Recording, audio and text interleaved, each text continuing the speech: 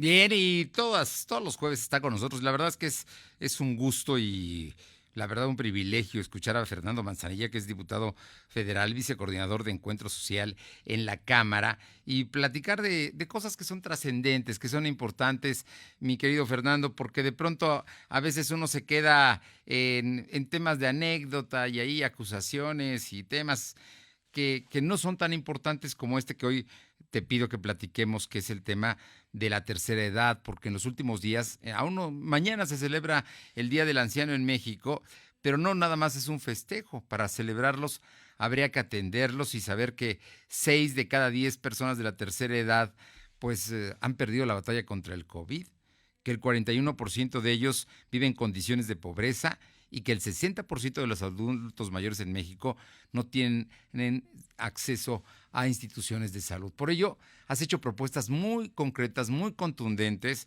desde la Cámara de Diputados. Te agradezco mucho que nos platiques de ello porque la verdad, esto sí es muy trascendente e importante porque ellos han dado su vida por México. ¿Y qué les estamos dando ahora? Muy buenas tardes y muchísimas gracias, Fernando Manzanella. Gracias, tocayo, un gusto saludarte. Y sí, efectivamente, este mes incluso se le considera un poco como el mes del adulto mayor. Y este viernes 28 de agosto, celebramos justamente el Día del Adulto Mayor, o mejor conocido, luego le dicen el Día de los Abuelitos y las Abuelitas. Bueno, efectivamente, ahorita vengo de hacer un recorrido en las colonias. He estado, digamos, pues un par de veces a la semana estoy tocando territorio, hablando con la gente, y he podido percatarme de primera mano que en la pandemia, durante la pandemia, uno de los sectores más afectados, más golpeados, pues ha sido justamente el sector de los adultos mayores. La crisis sanitaria del COVID les ha pegado en mayor medida a ellos, y bueno, de alguna forma están sufriendo mucho más las consecuencias que otros grupos de edad. Ya dabas tú algunos datos hace un momento, pero efectivamente es el grupo con la mayor tasa de letalidad por el tema del COVID, es el más afectado económicamente por el confinamiento también, es el que más estragos emocionales está teniendo a partir o a raíz del aislamiento y de la soledad. Debemos de recordar que pues una de las recomendaciones es que los adultos mayores no salgan, como son los más vulnerables, no salgan de casa, los hagan lo menos posible, y bueno, pues por lo tanto, pues han estado más encerrados y su situación es más compleja. Es el sector que sufre la mayor discriminación laboral también. Eso los condena pues en situaciones como estas, donde de por sí no hay trabajo. Si llegan a tener alguna oportunidad, pues son trabajos precarios, son trabajos informales, son trabajos también pues mal remunerados, ¿no? Y al no contar con ingresos propios, tampoco cuentan en muchos casos con seguridad social. La mayoría de ellos depende completamente de dos cosas: o de sus familias y o de los apoyos que le dan las instituciones de gobierno. Entonces, a raíz un poco de eso, tocayo, esta semana nos hemos dedicado un poquito a plantear algunos temas en la Cámara que tienen que ver con el tema de los adultos mayores, particularmente 4 temas que planteamos en un punto de acuerdo, y donde estamos hablando de 4 asuntos donde el gobierno federal es un exhorto al gobierno federal, a los gobiernos de los estados, pero con programas existentes y con algunos recursos adicionales, pues se puede seguramente ayudar. Primero, a que se redoblen los esfuerzos para ampliar los alcances de la pensión para el bienestar de los adultos mayores y cubrir en su totalidad a la población mayor de 65 años en todo el país. Recordemos que estos programas de apoyo empezaron con el presidente López Obrador en la Ciudad de México, luego el presidente Peña, cuando él era jefe de gobierno, digamos, luego el presidente Peña los amplió a todo el país, y luego ahora que llegó el presidente López Obrador, ya incrementó, digamos, los montos de ayuda, pero necesitamos universalizarlo porque todavía no está universalizado del todo. Segundo, en coordinación con el DIF nacional, los estados elaboran también políticas, acciones para la atención especializada a este grupo de la población, en especial a los que están en abandono, porque hay muchos en abandono, en desamparo o en la calle. Hay gente que literalmente, más durante la pandemia, está dejando a los adultos mayores en la calle, ¿eh? Suena increíble, pero está sucediendo. Entonces, que hagamos un esfuerzo importante. Tercero, que en coordinación con la Secretaría de Salud, los estados elaboren mecanismos de atención física, psicológica y emocional, preferentemente si son ambulatorios y domiciliarios enfocados de nuevo en este sector de la población de los adultos mayores. Y finalmente, en cuarto lugar, y eso lo tratamos de hecho en la Comisión de Educación, que se coordine con la Secretaría de Educación Pública Federal y en particular con el INEA. El INEA es el Instituto Nacional de Educación para Adultos, que se difundan contenidos que incentiven el trabajo y la economía de los adultos mayores en el marco de un programa que tienen ellos que se llama Aprende en Casa. Entonces, bueno, pues estos son algunos planteamientos. Tocayo tiene que ver en estos momentos también pues por la dificultad de la pandemia, pero particularmente porque estamos llegando al día del abuelito o la abuelita, y bueno, pues es un buen momento justamente para reflexionar sobre esto y para hablar un poco del enorme impacto que está teniendo la pandemia y todas estas situaciones en ese sector de la población. Tocayo, el tema es mucho más delicado de lo que solamente pues lleva a un festejo. Es un asunto verdaderamente social. Si bien es cierto que el gobierno federal reconoce con un bono y con una mensualidad a los adultos mayores de 65 años, lo cierto es que, por ejemplo, los servicios médicos, pues a veces los vemos haciendo colas para les den las medicinas en las instituciones de salud pública, ¿no? O los vemos muy enfermos, o no pueden salir de sus casas y no los atienden. Y en ocasiones, esta semana se daba a conocer una investigación de la UPAEP de que en Puebla 4 de cada 10 adultos mayores están sufriendo de problemas de angustia, de soledad, por todo lo que está ocurriendo.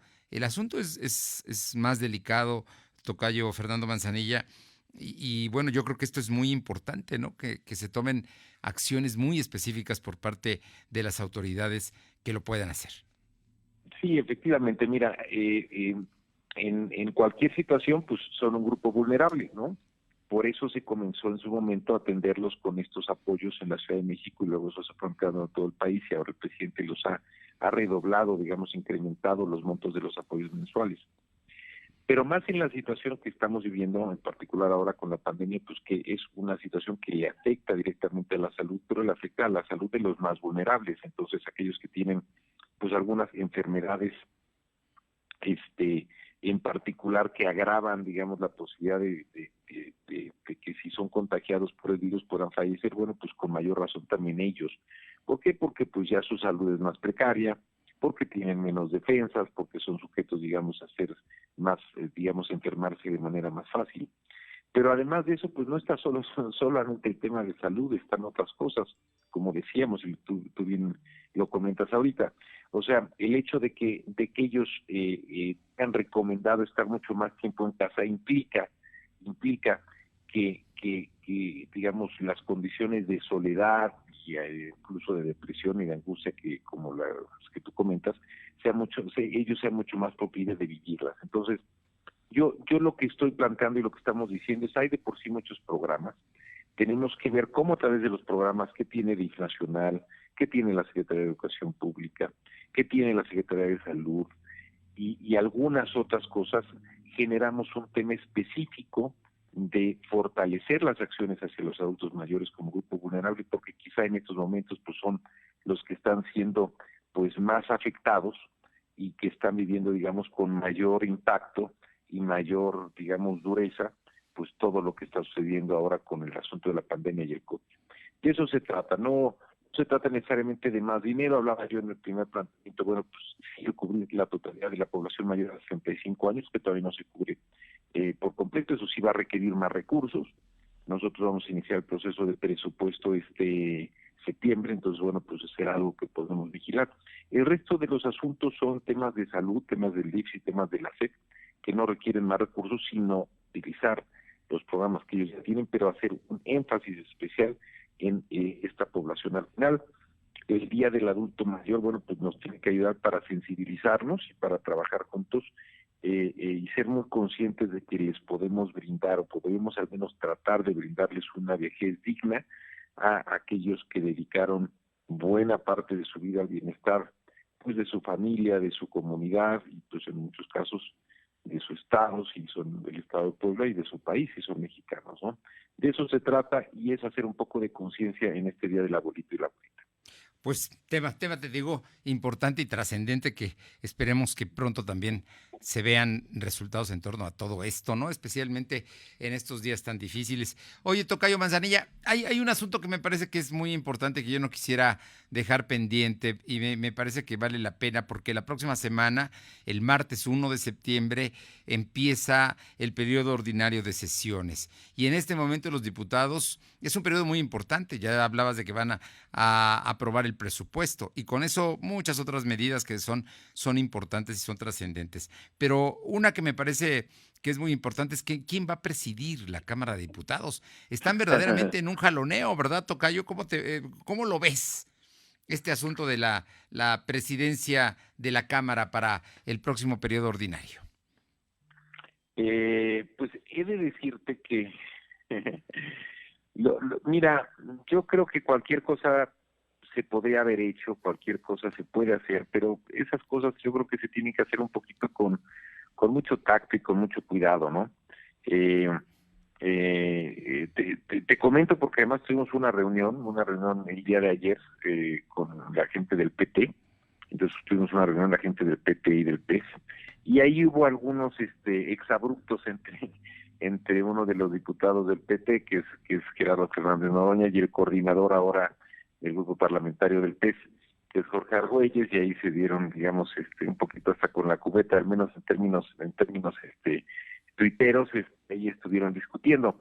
Pero mira, está la postura, y al día de hoy pues entiendo que todavía quien tiene más diputados es el PRI, y bueno, pues eso puede seguir, digamos, avanzando hasta el día, creo que es el día domingo. Tienen que hacer como una contabilidad el día domingo o el día lunes en la mañana, porque el lunes en la tarde, a las 5 de la tarde, tenemos ya la sesión, digamos, para definir a la mesa directiva y votarla, ¿no? Entonces, para el día lunes eso ya tiene que estar resuelto, porque el día martes pues es el primer día de sesiones. Yo creo que es posible que se quede el PRI, o pudiera ser que en un momento dado, si hubiera algún acuerdo entre, pues yo creo que toda la coalición Juntos Haremos Historia, si se decidiera y si se considerara pertinente y se considerara que es legal y en fin, que todo estuviera en orden, que se diera, digamos, una mesa que no fuera necesariamente la del PRI, ¿no? Una presidencia que no fuera necesariamente la del PRI. A mí, en principio, si tú me hubieras preguntado, pues yo diría, pues yo estuve cuando se instaló ahí en la Junta de Coordinación Política los grupos parlamentarios, y bueno, el PRI en ese momento quedó instalado como la tercera fuerza política, ¿no? Es cierto que las cosas pueden variar y varían a lo largo de toda una legislatura, y bueno, si por alguna razón los números ya no dieran, pues entonces ahí habría, digamos, sí habría la posibilidad de que la mesa la presidiera alguien más, pero yo creo que en cualquier caso se tiene que hacer con un amplio consenso, primero dentro de la coalición Juntos Haremos Historia y después hacia afuera, ¿no? Vamos a esperar. Quedamos de volver a platicar nosotros, creo que el domingo, y yo creo que para el día lunes en la mañana pues ya tiene que haber algo muy muy definido. Pues alguien le ha de haber dicho a Fernández de Oroya que se excedió porque ya buscó al diputado Argüelles y yo creo que están tendiendo algún puente de comunicación y no sería Es que extraño. ayer tuvimos ahí reunión, ahí nos vimos todos. Pero hoy Este, trascendió que ¿eh? hoy están llegando a puntos de acuerdo o que podrían llegar a puntos de acuerdo. O sea que Sí, pudiera es política, ser, ¿no? tocayo, pero se tiene que hacer de una forma consensada entre la coalición Juntos Haremos Historia, que además ni siquiera es solo el PT y el PES, es también Morena. Claro. Entonces, si se arma un tema definido entre todos y acordado entre todos y todos estamos de acuerdo, además se necesitaría la votación de todos pues para elegir a esa nueva mesa directiva, ¿no? Si fuese así, pues podemos, digamos, avanzar en algún tipo de arreglo que sea consensado. Al día de hoy, si no, bueno, pues lo más, digamos, lo que puede suceder, la inercia te llevaría a pensar que fuese solamente el PRI. Lo que no creo que fuese bueno es un poquito como estaba irrumpiendo el PT, y fíjate que además son muy buenos amigos, y ayer la verdad es que tuvimos una extraordinaria charla, pero bueno, y quizá más que el PT fue mi compañero Gerardo Fernández Noroña, que fue muy público en esto, y creo que también ahí dio susceptibilidades, y luego el diputado Jorge Argüelles pues le contesta y ahí se agarran públicamente, ¿no? Eso no se ve bien. Además es una misma coalición. Entonces, si hubiera algún consenso que pudiera llegar a verlo, seguramente eso se daría el día domingo, y el día lunes pues de ser Votaría. así, pues ya se nombraría, digamos, una mesa por consenso que habría que ver, digamos, qué tipo de mesa sería. Y si no, pues es probable también que el propio PRI, si no hay, digamos, nada distinto y sigue siendo la tercera fuerza, pues que el PRI pudiera todavía presidir. Pues Fernando Manzanilla, ya la próxima semana, ya instalada el Congreso, ya en pleno periodo ordinario de sesiones, estoy seguro que te vamos a molestar para platicar contigo y conocer aún más Claro, de todo el trabajo y la agenda claro. legislativa.